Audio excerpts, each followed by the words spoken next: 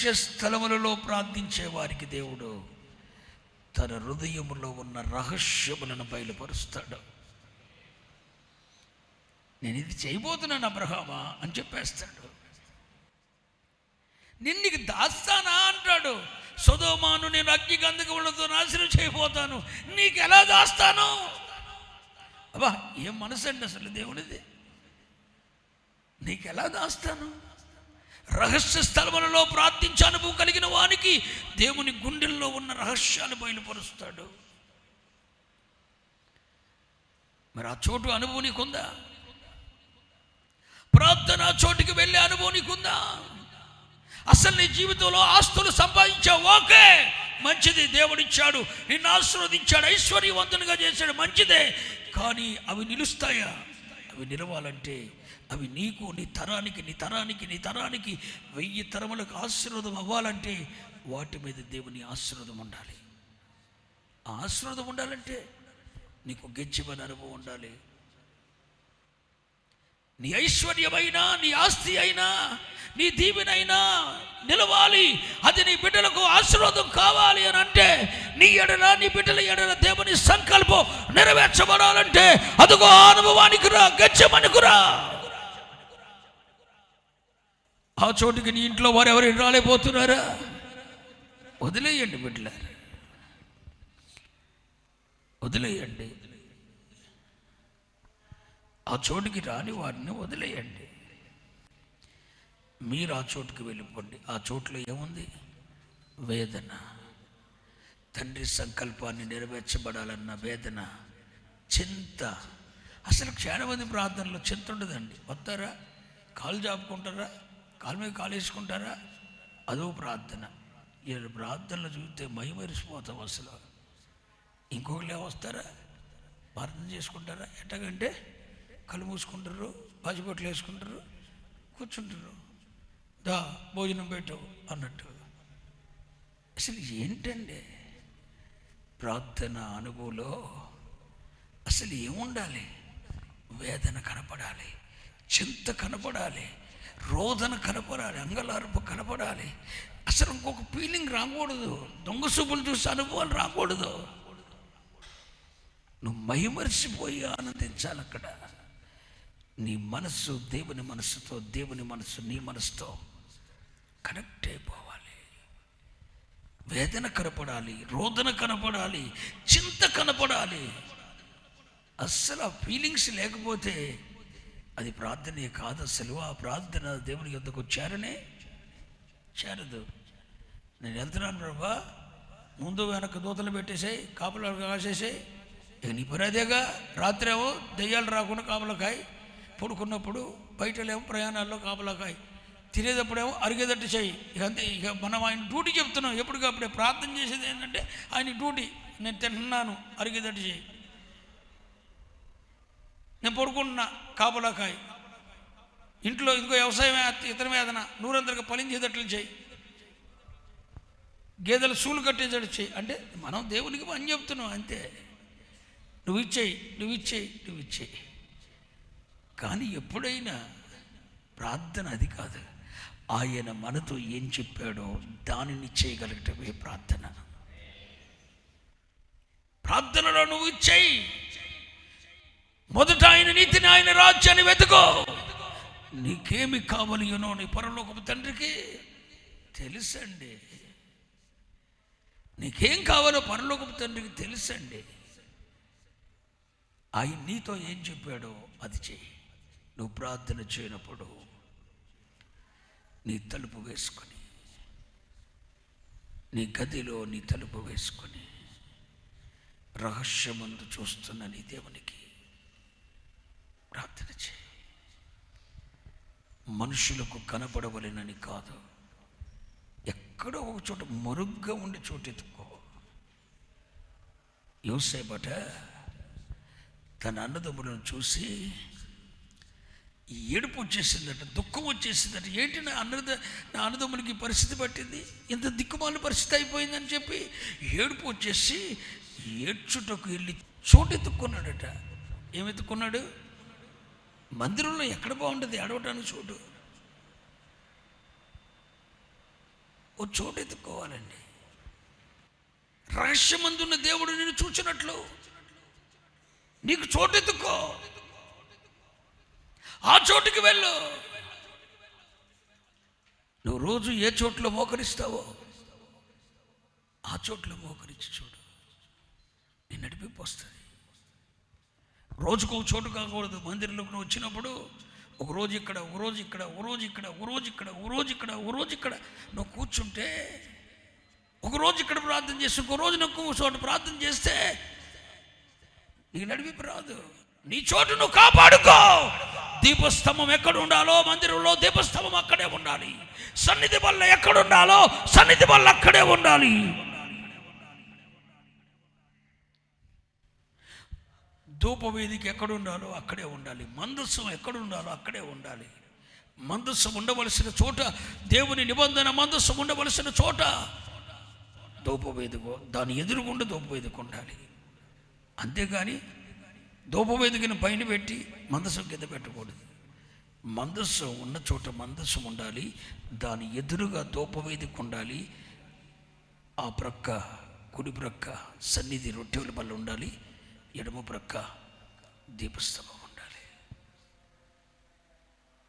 నువ్వు ఎక్కడుండాలో అక్కడే ఉండాలి. బలిపీఠం ఎక్కడుండాలో అక్కడే ఉండాలి. గంగాలం ఎక్కడుండాలో అక్కడే ఉండాలి. నీ చోటేంటి? మందిరంలో నువ్వు ప్రార్థించే చోటు ఒకటి ఉండాలి, కూర్చుండే చోటు ఒకటి ఉండాలండి. ఆ చోటు నువ్వు కాపాడుకోలేకపోతే 4 వరుసలు వెనక్కి వెళ్తావు, ఇంకో 4 వరుసలు వెనక్కి వెళ్తావు, ఇంకో 4 వరుసలు వెనక్కి వెళ్తావు. ఆఖరికి ఉండేది, ఆఖరి వరుసలో ఉండేది ఇక నువ్వే. కారణం ఏంటి? నీ చోటు కాపాడుకోలేదు నువ్వు. నీ ప్రార్థన అనుభవించాడు దేవుడు, అభిషేక బలం ఇచ్చాడు దేవుడు, ఆత్మలో ఉర్రంతలుగా కృపించాడు దేవుడు నీకు. నువ్వు ప్రార్థిస్తుంటే పరలోకం సంతసించే అభిషేకం నీ తల మీద ఉంది. కానీ నువ్వు దాని చేతిలో చంపేస్తున్నావు. నువ్వు ఆ చోటుకి రాలేకపోతున్నావు. నీలో దైవిక వేదన లేదు. దైవిక వేదన కలిగిన వాడు, దైవిక చింత కలిగిన వాడు, దైవిక ఆందోళన కలిగిన వాడు, దైవ సంబంధమైన పెనుగులాట కలిగిన వాడు గచ్చమనుకు రాగలుగుతాడు. ఆ చోటుకి ప్రభు వెళ్ళాడు.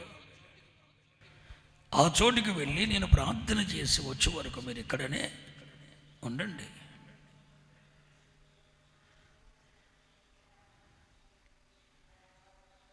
అనుభవానికి నువ్వు రాగలుగుతావు బిడ్డ. ఈరోజు ఇప్పటికే 10 సంవత్సరాలు అయిందిగా. నువ్వు సాధించిందేంటి? గిచ్చమని అనుభవానికి రాలేదుగా. నీ చింతంతా నీ భార్య, నీ బిడ్డలు, నీ కుటుంబం. ఇదే దైవిక చింత. ఏది దైవిక చింతనేది? దైవిక వేదనేది?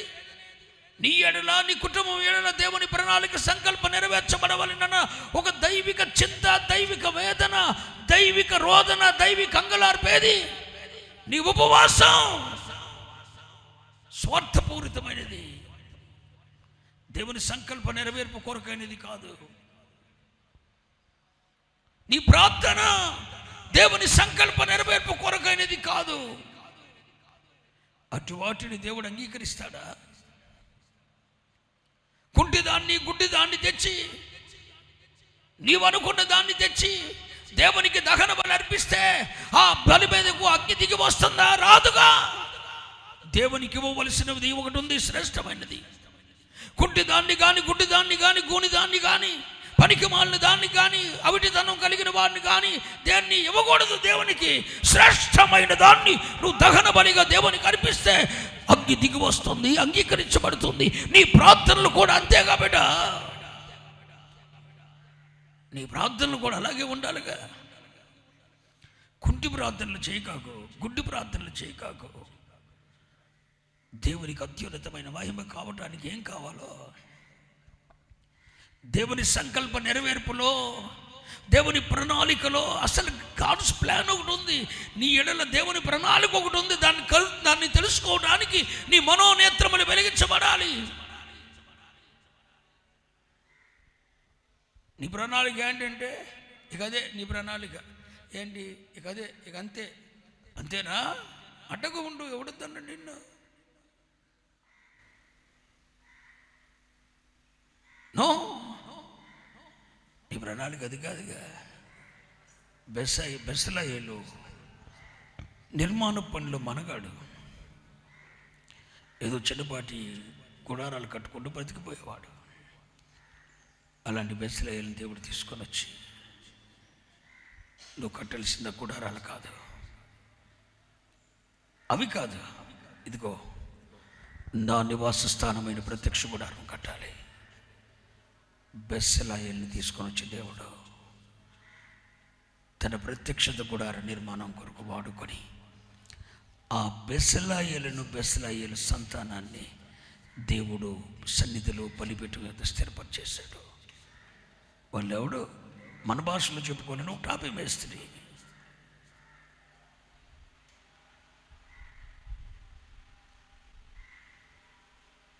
మన ఏళ్ళ దేవుని ప్రణాళిక ఏంటి? రూపాయలు వస్తున్నాయని చెప్పేసి అటేనా ఇక గురి తెప్పి ప్రయాణం చేస్తున్నావు. నీ మార్గం మళ్ళీపోయింది, డైవర్ట్ అయిపోయింది. ఐశ్వర్యం అనేది, ధనం అనేది మనిషిని మార్గాన్ని మళ్ళిస్తుంది. నేను అంటాను, నీ ఐశ్వర్యం, నీ ఆశీర్వాదం, నీ ఐశ్వర్యం నీ దారి మళ్ళించేది కాకూడదు. నేను గమ్యానికి చేర్చేది కావాలి. నీ జ్ఞానం, మితిమీరిన నీ జ్ఞానం నీ దారి మళ్ళించకూడదు. ఎంతలా ఉన్నైనా మాటలతో చక్కబెట్టేస్తావు నువ్వు. మితిమీరిన నీ జ్ఞానం నీ దారి మళ్ళించకూడదు రే. అది నేను ఎక్కడ తీసుకుని వెళ్ళాలి తెలుసా? గమ్యాన్ని తీసుకొని వెళ్ళాలి. కానీ గెచ్చమనికి వెళ్ళవలసిన నీ పాదాలు మరి ఏంటి ఇటుపోతున్నాయి?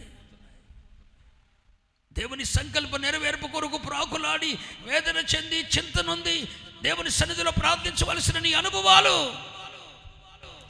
ఎక్కడికి వెళ్తున్నాయి? యేసయ్య అంటాడు, నేను ఆ చోటుకి వెళ్ళి ప్రార్థన అక్కడ తప్ప ఇంకెక్కడ చేయకూడదు ప్రభువా. యేసయ్య అంటాడు, ఎందుకురా, అక్కడ నాకు అలవాటు అయిపోయింది. ఎందుకోరా, అక్కడ నాకు అలవాటు అయిపోయింది. ఎందుకోరా, అక్కడ నాకు అలవాటు అయిపోయింది. ఆ చోట్లోనే ప్రార్థిస్తాను, ఆ చోట్లోనే రోదన చేస్తాను, ఆ చోట్లోనే అంగలారుస్తాను, ఆ చోట్లోనే హృదయాన్ని విప్పుకుంటాను. ఆ చోట్లోనే శత్రువు నా మీదన పన్నైన పన్నాగపు ఉత్తరాన్ని తెలిసి ఆయన సన్నిధిలో పరుస్తాను. అక్కడి తప్ప నేను చేయలేను. ప్రతిదినం కూడా యేసయ్య ఆ గెచ్చమనికి వెళ్ళేవారు. ఎందుకయ్యా అక్కడికంటే ప్రార్థన చేయడానికి. దేవుని స్థానమైనటువంటి గెచ్చమనికి నువ్వు వస్తున్నావా? ఈ గెచ్చమనిలో నీ అభిషేకం ఉందా? ఆ చోటికి నీ ప్రార్థనలు ఆలకించబడే చోటుకు నువ్వు రాగలుగుతున్నావా?